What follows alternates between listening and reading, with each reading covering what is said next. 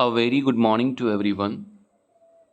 आज इस एडिटोरियल में चर्चा का केंद्र ईडी है।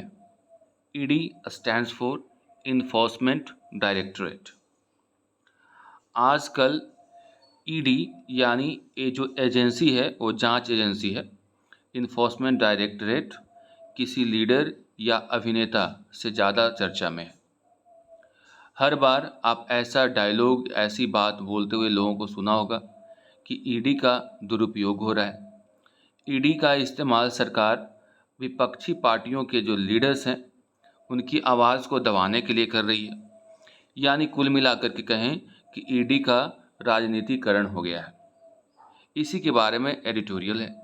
ऐसा देखने को मिलता है आजकल कि ईडी भी जो कार्रवाई करती है तो केवल और केवल अपोजिशन लीडर को ही निशाना बनाती है और जो सत्ता में होता है उस पे उसको छूती भी नहीं है। यहाँ तक कि अगर कोई व्यक्ति पहले किसी विपक्षी पार्टी के खेमे में व्यक्ति था और बाद में वो अपनी पार्टी चेंज करके बीजेपी में शामिल हो जाता है तो ऐसे में उसके ऊपर जो कार्रवाई चल रही थी वो भी रुक जाती है। इससे साफ पता चलता है कि ईडी जैसे स्वतंत्र संस्था जो कि जांच एजेंसी है उसका दुरुपयोग हो रहा है, उसका राजनीतिकरण हो रहा है। कई मामलों में ईडी का जो कार्य है सराहनीय भी है और ये आप कई मामलों को में देख चुके हैं। जैसे अभी वेस्ट बंगाल में जो कैश का मामला था, बहुत सारा पैसा पकड़ाया था। बहुत सारी चीज़ों में इसका काम सराहनीय भी है। अब हम लोग बात करते हैं कि आखिर ईडी है क्या।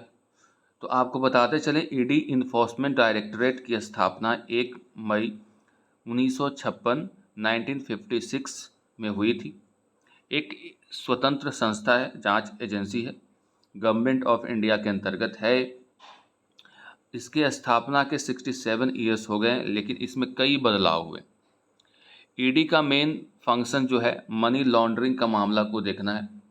पहले ये फॉरेन मामले को देखती थी, जहाँ के बाहर से पैसा वैसा कहीं इलीगल तरीके से भारत में आता था, उसकी जांच करती थी। लेकिन 2002 से इसको और एक काम मिल गया है, money prevention of money laundering act के तहत कोई भी अगर देश के अंदर भी पैसा का हेर फेर या गलत तरीके से उसका यूज़ करता है तो उसके ऊपर कार्रवाई ईडी करती है।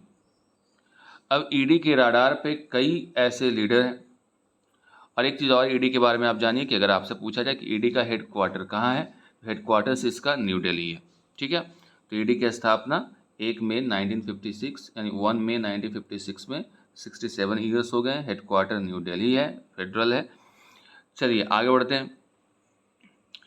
अब हम लोग स्टार्ट करते हैं क्या है मामला जिसकी वजह से एडिटोरियल आया है।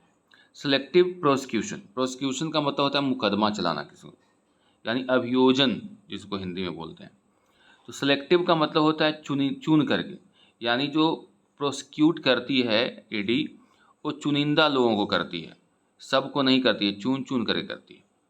यानी वो देखती है कि कौन से पार्टी का है, क्या नहीं है, पक्ष में है या विपक्ष में है, क्या है ऐसा। On enforcement directorate and political leaders, इसमें हम लोग बात करने वाले हैं ईडी के बारे में और पॉलिटिकल यानी राजनीतिक जो नेतागण हैं उनके बारे में बात करेंगे। कहा गया कि प्रोब एजेंसी, प्रोब का मतलब होता है जांच, जांच एजेंसियां शुड नॉट अलाउ पॉलिटिक्स, उनको पॉलिटिक्स यानी राजनीति को अलाउ नहीं करना चाहिए। टू कलर देयर इन्वेस्टिगेशन, उनके जांच को राजनीतिक रंग नहीं देना चाहिए, ये कहना चाह रहा है। यानी जो हमारे यहाँ एजेंसियां हैं, जांच एजेंसियां, उनको पॉलिटिक्स को अपने इन्वेस्टिगेशन में हावी नहीं होने देना चाहिए। कलर का मतलब पॉलिटिकल रंग नहीं देना चाहिए, ये कहना चाह रहा है। आगे बढ़ते हैं। पॉलिटिक्स एंड लॉ में बी इनसेपरेबल, राजनीति और कानून जो है वो इनसेपरेबल हो सकता है। इनसेपरेबल जिसको आप एक दूसरे से अलग नहीं कर सकते। But the first means politics, the first में समटाइम्स ओवरशैडो द सेकेंड। कभी कभी जो पॉलिटिक्स होता है, यानी पहला मतलब फर्स्ट, यानी पॉलिटिक्स जो होता है कभी कभी ओवरशैडो कर देता है सेकेंड को। यानी कभी कभी राजनीति जो है वो कानून पे हावी हो जाता है। ओवरशैडो का मतलब उसको दबा देना यानी उसके ऊपर डोमिनेंट हो जाना।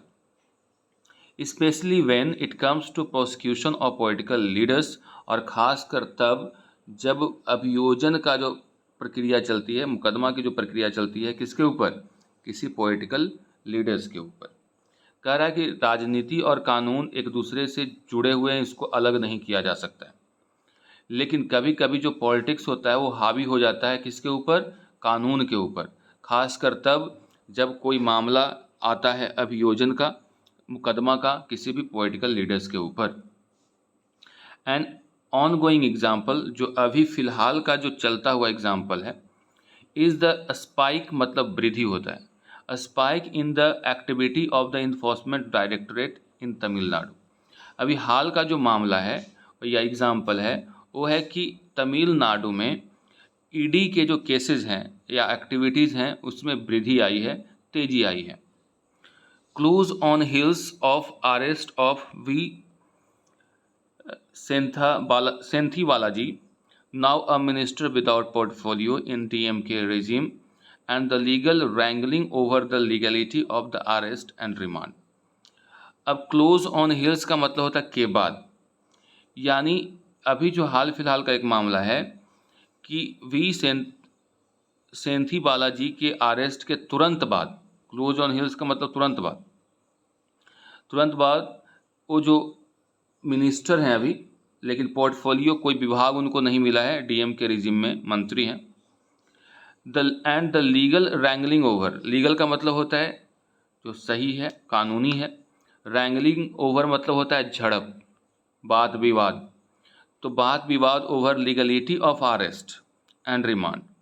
अनदर हाई प्रोफाइल मिनिस्टर के पनमडी इज अंडर द ईडीज इन्वेस्टिगेशन।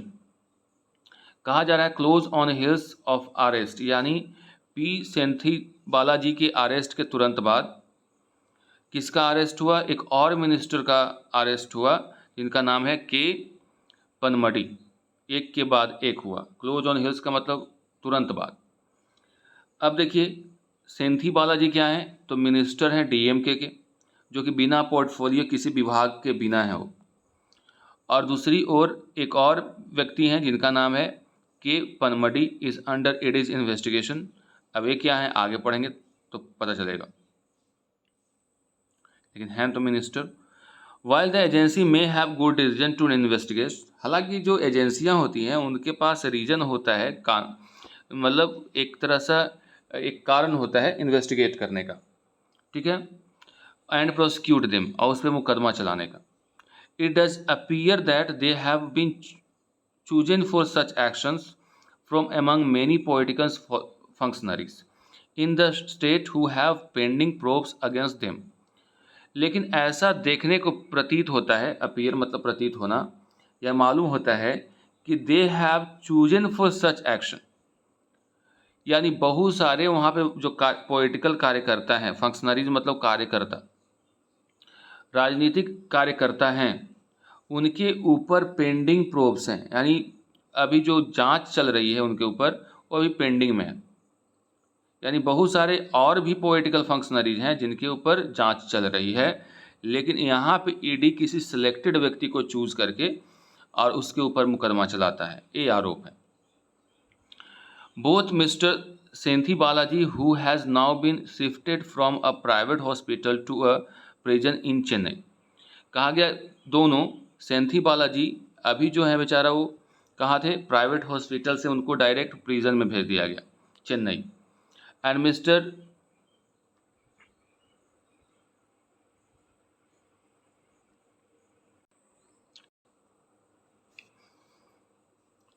और ये जो पनमडी हैं minister of higher education face serious charges, और ये मिनिस्टर हैं हायर एजुकेशन का, इनके ऊपर भी गंभीर आरोप लगाए गए।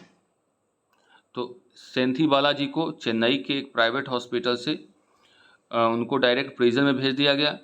वहीं दूसरी तरफ जो पनमडी हैं उनके ऊपर बहुत ही सीरियस चार्जेस हैं, और ये भी हायर एजुकेशन मिनिस्टर हैं। मिस्टर सेंथी बालाजी वाज इम्बॉयल्ड मतलब होता है फंसना।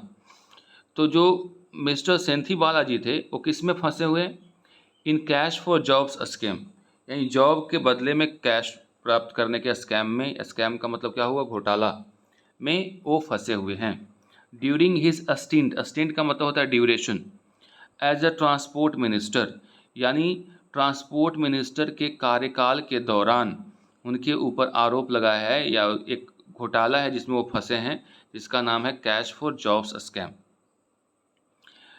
वो पहले जो थे इन एन अर्लियर AIDM के रिजीम की बात है, and had tried to wrangle out, यानी और वो कोशिश की है कि इससे वो बाहर निकल जाए। रैंगल आउट का मतलब होता है किसी भी आरोप से मुक्त हो जाना, बाहर निकल जाना। It after money allegedly collected from job aspirants candidate, तथाकथित तौर पे उन्होंने जो जॉब एस्पिरेंट कैंडिडेट्स थे वो उसको जो पैसा वो दिया था वो कलेक्ट कर रहे थे किसके माध्यम से, इंटरमीडियरीज के माध्यम से, मतलब जो बीच में एक बिचौलिया होता है, मध्यस्थ की भूमिका निभाता है, और इसको रिटर्न कर रहे थे। यानी पैसा जो वो इंटरमीडियरीज के माध्यम से लिए थे उस पैसा को वो रिटर्न कर रहे थे, और रिटर्न करके वो सोचे कि वो दोष मुक्त हो जाएंगे और अपने आप को बचाने के लिए वो पैसा फिर रिटर्न करने लगे थे। हाउएवर, हालांकि court orders have kept the investigation alive, लेकिन कोर्ट की तरफ से जो ऑर्डर आया इसमें कहा गया कि इन्वेस्टिगेशन को अभी अलाइव रखा जाए, यानी अभी होते रहना चाहिए। In the case of mister Panmadi, अगर हम लोग पनमड़ी की बात करें, he is accused of allowing raid and quarrying in excess of permissible limits. Quarrying का मतलब होता है उत्खनन, उत्खनन का मतलब होता है किसी चीज़ को निकालना। तो उन्होंने, पनमड़ी ने क्या किया कि उनके ऊपर आरोप यह है कि रेड सैंड का जो उत्खनन हो रहा था, यानी निकासी हो रही थी, जो परमिशेबल लिमिट है, जितना लिमिट है उससे ज़्यादा उन्होंने अलाउ कर दिया, उससे एक्सेस अलाउ कर दिया।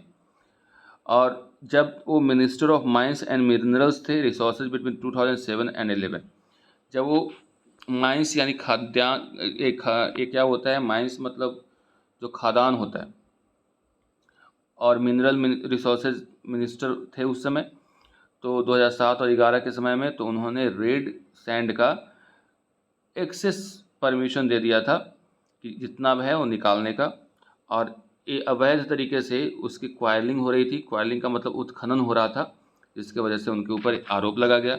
साथ ही उनके ऊपर ये भी आरोप है कि क्वायलिंग का यानी उत्खनन का जो लाइसेंस था वो अपने बेटे को दे दिए थे, फ्रेंड्स को दे दिए थे और रिलेटिव्स को दे दिए थे। आगे बढ़ते हैं।